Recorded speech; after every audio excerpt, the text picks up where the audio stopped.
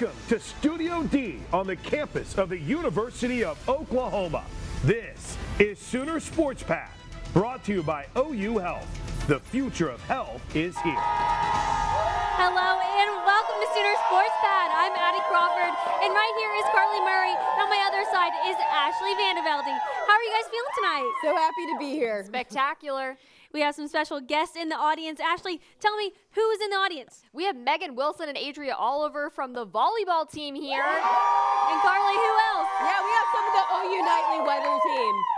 Huge shout out to everyone in our audience. It's going to be an exciting show. So let's get started. Looking ahead into tonight's edition of Sooner Sports Pad, Carly, Ashley, and I, we're going to break down everything that you need to know from the Sooners match against Kansas.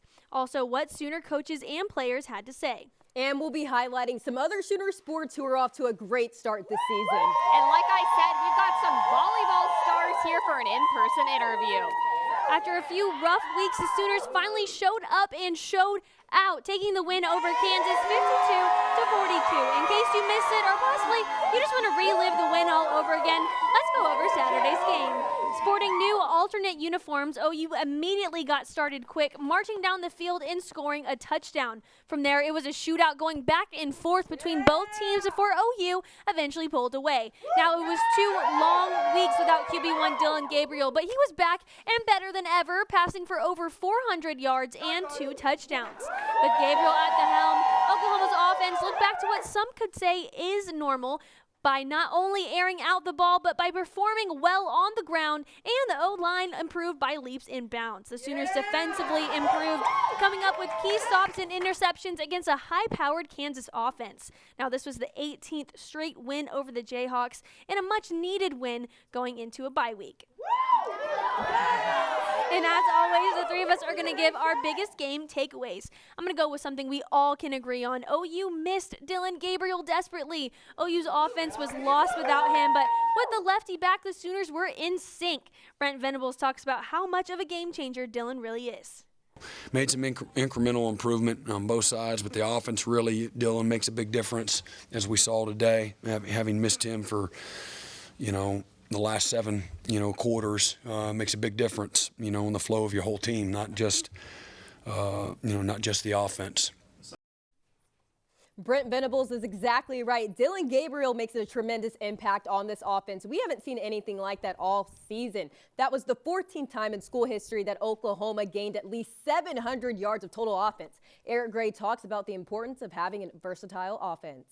It allows the defense, when they come down thinking we're going to run, you can throw it over their head. When they're backing up thinking we're going to throw, you can run it down. So it just keeps the defense guessing. It allows us to allows Levy to sit back there and really just pick any plays he wants to execute. Now, the Sooners were 3-3 prior to this weekend, and if they lost, they would have had a losing record. But never fear, because the Sooners were dominant on Saturday, and I know this win had to feel good for the guys, because it sure did for the rest of Sooner Nation. Dillon Gabriel talked about how good it was to be back and what this meant for the team. It's good for our team and something that we needed because of how, you see it week to week how hard, everyone works, and when you don't reap the benefits, sometimes it's tough, but you got to continue to trust the process and continue to work just as hard and know that, at some point when you keep, digging, the gold will come. So. Well, all three of us had great takeaways. There's for sure a lot to build on going into this week where hopefully they can get some rest. But we're going to get started. We're just getting started here. There's still plenty of Sports Pad left, so don't go anywhere.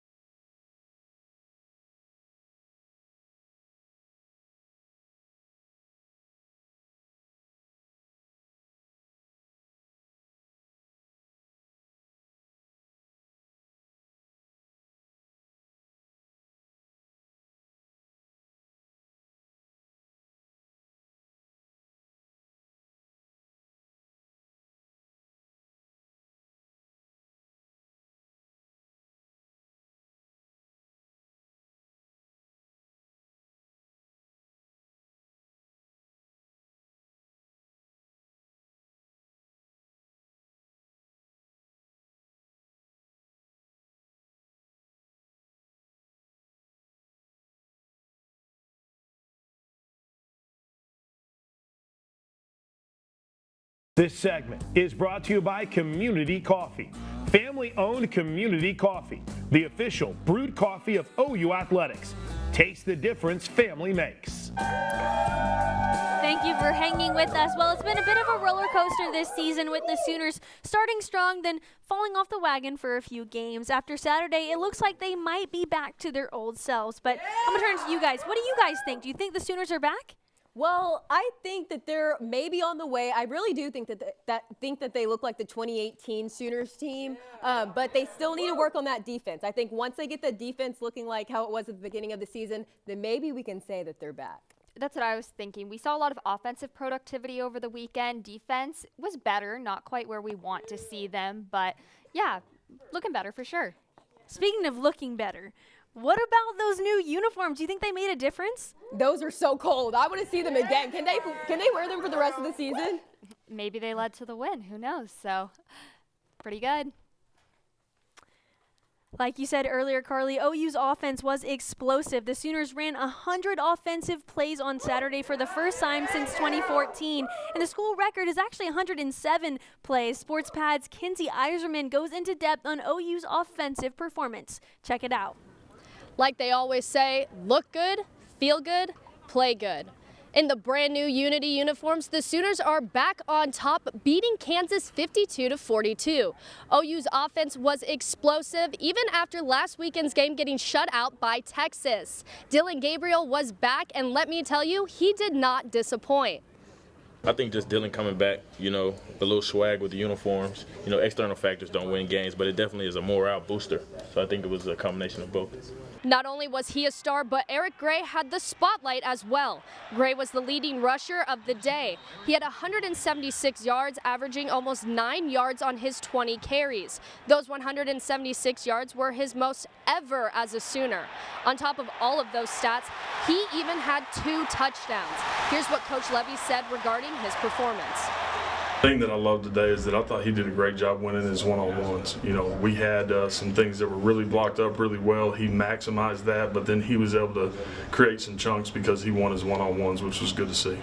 Gray credits his success to something running back coach DeMarco Murray said in the locker room in the beginning of this week. DeMarco came in on Sunday and kind of challenged the whole room. He kind of challenged us to say that we got to play better. We got to make people miss in space. We got to score touchdowns. We got to play better. And I ultimately think that all of our guys in the room stepped up to that challenge this week in practice. DeMarco talks about this is our best week of practice as a running back room, and I think it showed today. This offensive drive was something the Sooners needed heading into the bye week. When they return, they will be taking on Iowa State on the road. From the Palace on the Prairie, Kenzie Eiserman, Sooner SportsPad. Oklahoma's defense showed major improvement on Saturday. The Sooners converted 16 of 21 third downs in the game. That's 76%. Sooner SportsPad's Dylan Rivera was at the Palace on the Prairie and has more on the defense. Back on the winning side of things today, Oklahoma picks up their first conference win under Brent Venables and their first win in nearly a month by a score of 52-42. The Jayhawks traveled down from Lawrence and were stumped by Key Lawrence. The junior defensive back impressed his defensive coordinator, Ted Roof. I think he was solid. I think he did some good things, and I think that, like everybody today, had some things we can do better, but thought he was really solid, and looking forward to seeing how he improves during our open week. With 5 solo tackles and 2 key pass breakups, linebacker David Agwebu said this is the same Key Lawrence he's always known. I just saw Key Lawrence, when he does stuff like he does today, it doesn't surprise me at all because I know who he is as a person, I know who he is as a player, so I just saw Key Lawrence out there. I know it might have been different or a flash for everybody else, but I know what he's capable of, and he did everything and that he was capable of. The defense also recorded 2 interceptions on the day, one from Deshaun White and this incredible grab by C.J. Colden. Venables says the catch was great, but the coverage could have been better. It was a really nice play by C.J. And even on that, he made this great interception. There's coaching on that play too. You got to have more width and depth. You shouldn't have triggered 2's going to the flat. One is coming in behind you. And he makes a great play, but we need to be better. We got to be better fundamentally there. Lawrence, Colden, and the whole defensive crew had a good game, but not great.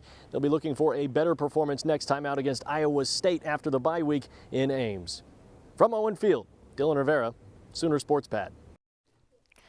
Oklahoma came out in an alternate uniform on Saturday, as we mentioned, and the Crimson and Anthracite led the Sooners to victory. We have the history and meaning behind uniforms that brought OU back together. The uniforms were designed by former players Creed Humphrey, Caleb Kelly, and Jeremiah Hall, and they all took part in the creative process. The jerseys honored the first black scholarship player here at OU, Prentice Gott, who played for the Sooners from 1956 to 1959 under head coach Bud Wilkinson. Marvin Mims says wearing the uniforms was an honor, and he feels like the meaning of the jerseys is what the OU football team is all about. I thought it was a great uniform, to the older guys that designed it for the years in making. And just the meaning behind it, I think it's great. That was my freshman year when the whole Black Lives Matter and stuff came out, and just the meaning behind it, and just how true it is now. I don't think it could have came out a better year, just how close we are together, the unity between us and the teammates. I mean, we actually do play for each other. We're brothers. We love each other. I mean, that's one thing that I can say this year than the difference between the other years in the past. I mean, we actually go out there and play for each other. We care for each other. We're happy for each other, and that's a huge thing for us. And just to wear those jerseys, my favorite part is having no last name on the back because at the end of the day, it doesn't matter. It's just about the name on the front. I have to agree with Marvin here. It was a really cool look and an even cooler meaning behind the jerseys. But up next, Carly and Ashley get up close and personal with two OU volleyball players. You're not going to want to miss this.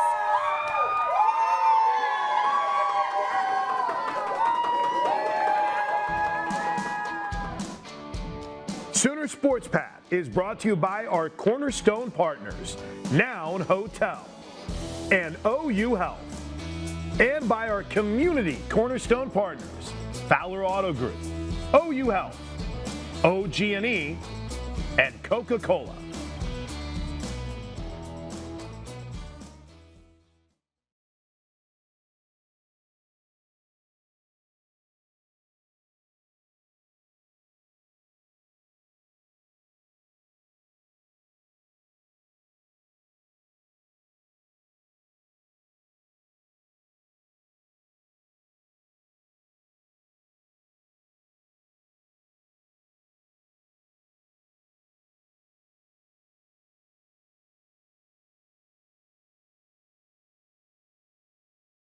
Surprise. Yeah, come on, girl. Oh, God.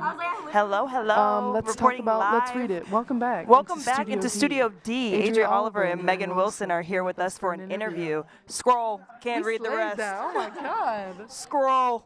Scroll down. Can you hear us? Are we good? How are we sounding? Are we good? Okay.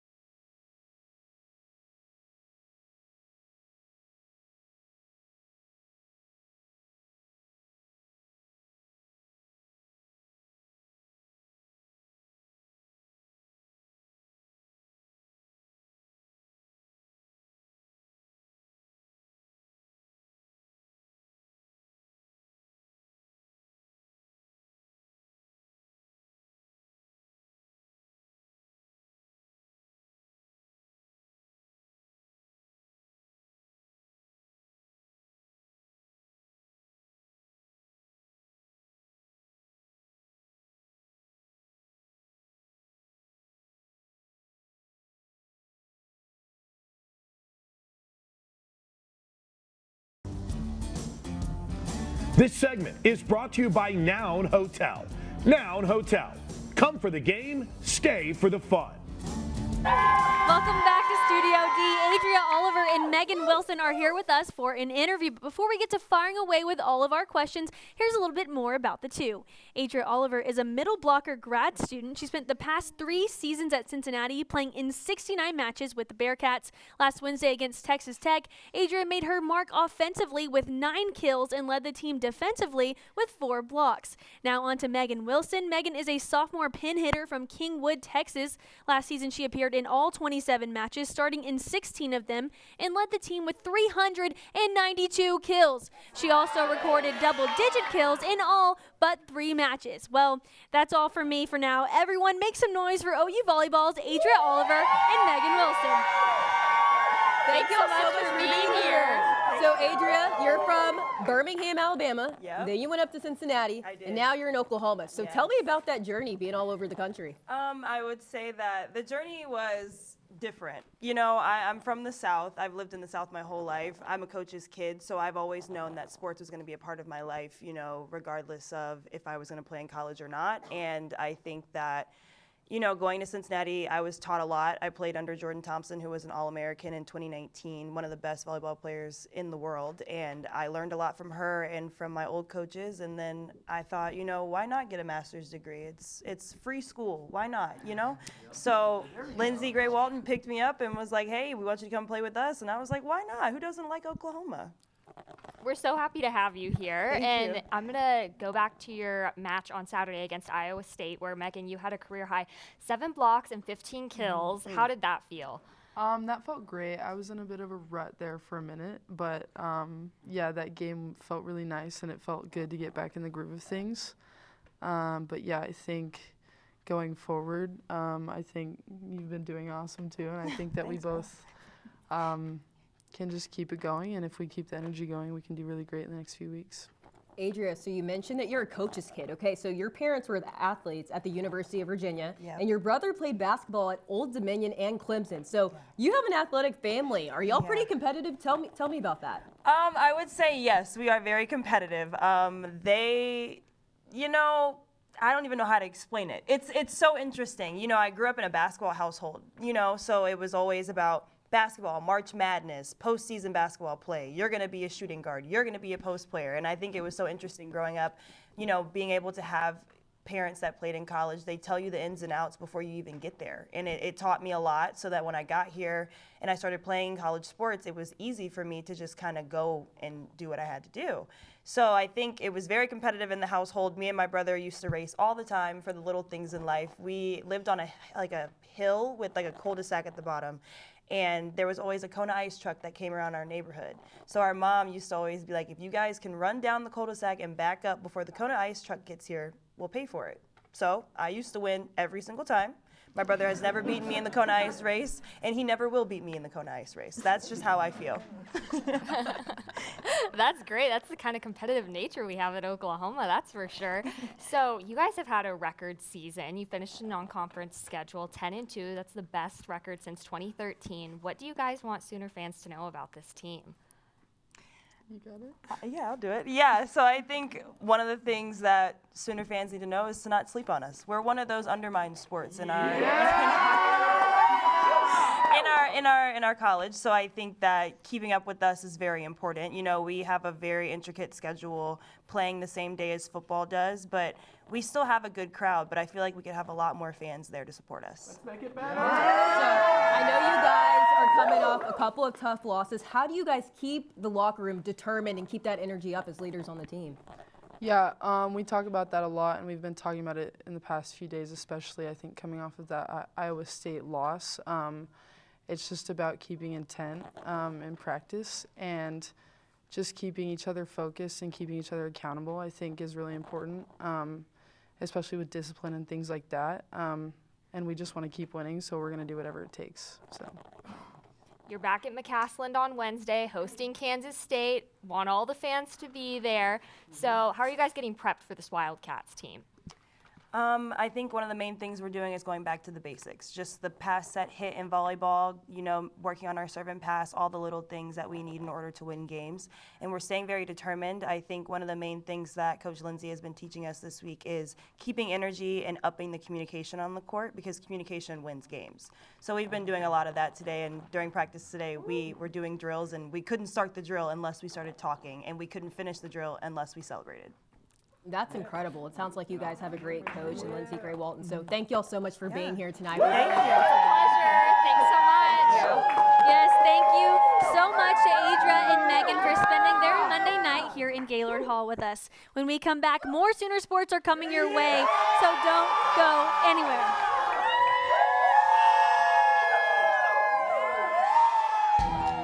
Sooner Sports Pad is brought to you by the Sooner Sports Podcast, online at Soonersports.com/podcast, presented by Allstate and Riverwind Casino. And by Air Comfort Solutions, your total home solution for plumbing, heating, air conditioning, and electrical. Make the winning call today.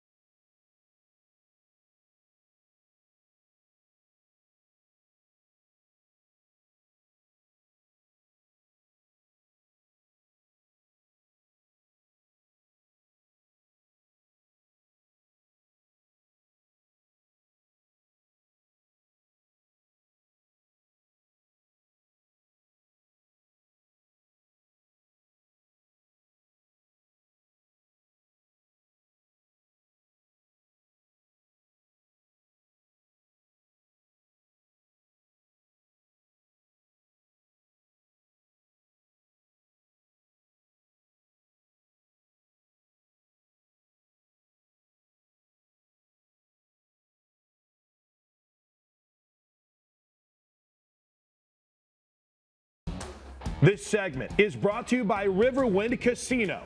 Riverwind Casino, still the one. Thanks for sticking with us. So we've touched on volleyball by talking to Adrian and Megan, showing proof right there. There is plenty of great Sooner sports to talk about. And before we get into our standout sports for this week, I'm going to toss it over to you guys again. Is there a team that you guys think can win the national championship this year? I'm going with KJ Kindler and the girls, OU Women's Gym. That's a great pick, Carly. And I have got the OU women's softball team. You guys definitely have a point there. Keeping the Sooner sports going, my standout sport of the week is women's tennis. This women's tennis team competed in the ITA Central Region Championships up in Stillwater. Julia Garcia Ruiz, Dana Guzman, Alexandra Pisareva, number 4 Lane Sleeth, and Emma Staker represented the Sooners. The tournament finished Monday evening, resulting in a singles finals and 2 doubles semifinals. An athlete who really stood out was Julia Garcia Ruiz. It was her first appearance in the tournament, but you couldn't tell as she rode a 5-match win streak to the finals, finishing in second.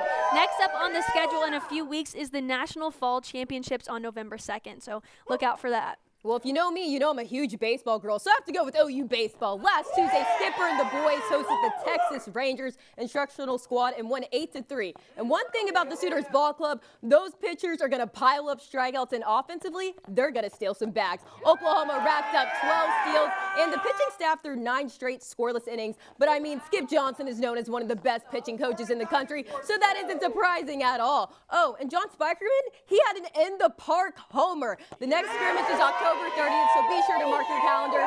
Oklahoma led the nation and tied a program record with 11 players selected in the 2022 MLB draft. But Oklahoma doesn't rebuild, they reload. So I'm super pumped to watch this new team. I really love this ball club, guys. Carly does love her baseball, and I do too, so take me out to the ballpark. I cannot wait. But let's talk about men's tennis, who spent their weekend at the ITA Central Region Championships, where they had a successful outing. Mark Mandlik and Jordan Hassan punched their ticket through to the ITA National Fall Championships for doubles after defeating the hometown opponents, the Arkansas Razorbacks, in the finals. A number of Sooners also advanced through to the quarterfinals round in singles competition, including Nathan Hahn, Jordan Hassan, Baptiste Anselmo, and Mark Mandlik. And Nathan Hahn faced off in the finals match on Monday, where he defeated Wichita State in 3 sets and is heading to the ITA Fall Championships for singles.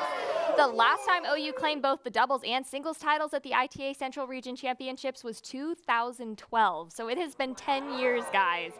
It's Very big definitely time for them accomplishment. to bring it home. I'm happy to hear about all of the successful Sooner sports, but we're going to take a short break for now. But in just a few minutes, Carly and Ashley are going to go head-to-head in face-off, so stick around.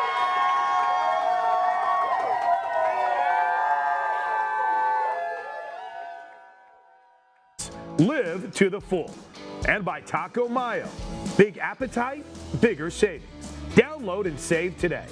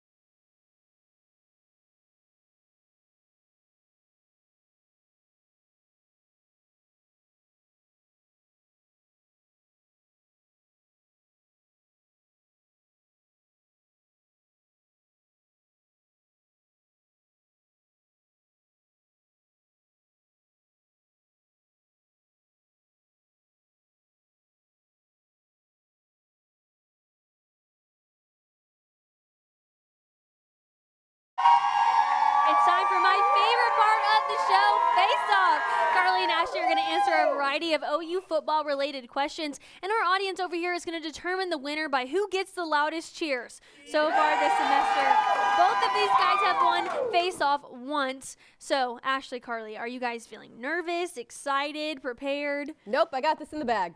Well, we have a Sooner football win to talk about, so that's always fun. Okay, well, let's dive right in. We've talked about it. OU's offense was light years ahead than their past two game performances. With that being said, who are you guys' offensive MVPs? Well, mine has to go to the running backs. To be more particular, Javonte Barnes and Mr. Anthracite Gray. Let me start with the freshman from Las Vegas. Barnes scored 2 rushing touchdowns and finished with 69 rushing yards on 21 carries.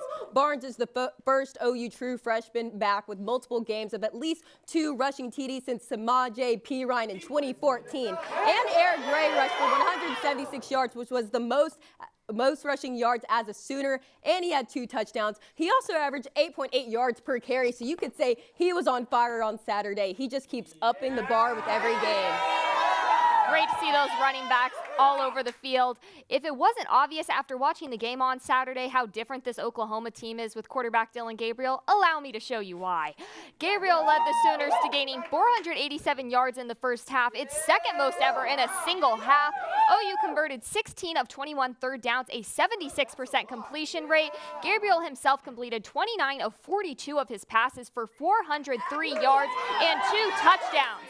And he is the first OU QB since Jalen Hurts in 2019 to pass for 300 or more yards in a first half.